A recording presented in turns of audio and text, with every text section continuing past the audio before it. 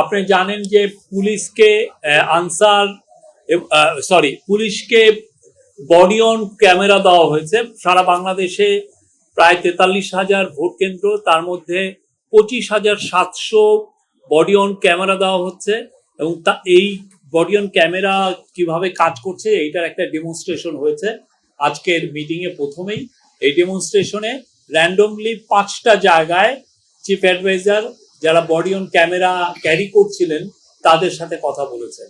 তো এই জায়গাগুলো যেমন আছে একদম তেঁতুলিয়াতে উনি কথা বলেছেন, আবার সেই কথা বলেছেন মাটিরাঙ্গা, রাঙামাটি, খাগড়াছড়িতে কথা বলেছেন। দেশের প্রত্যন্ত জায়গায় কোথায় কোথায়, এবং এই জায়গাগুলো এমন না যে আগে এটাকে প্রস্তুত করা ছিল, এটা র্যান্ডমলি সিলেক্ট করা হয়েছে। আর একটা ছিল নির্বাচন সুরক্ষা অ্যাপ। নির্বাচন সুরক্ষা অ্যাপটাও এখন পুরোপুরি চালু হয়ে গেছে এবং এই নির্বাচন সুরক্ষা অ্যাপটা শুধুমাত্র ইউজ করবেন যারা নির্বাচনের দায়িত্ব নিয়োজিত কর্মকর্তা এবং সিকিউরিটি অফিসিয়ালগুলো।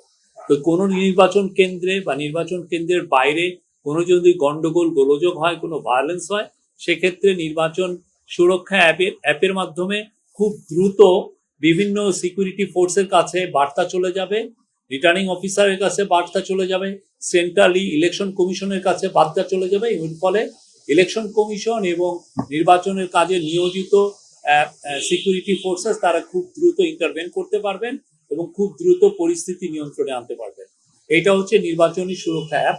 এইরকম এক আমাদের যখন আপনি জানেন দুর্গাপূজা হয়েছিল, এই বছর দুর্গাপূজা এবং গত বছর দুর্গাপূজায় এরকম একটা অ্যাপ চালু হয়েছিল এবং তখন এই বছর দুর্গাপূজার 32,000 মণ্ডপকে এই অ্যাপের আওতায় আনা হয়েছিল এবং এটা খুবই পরীক্ষিত এবং এটা খুব এফেক্টিভ কাজ করছে।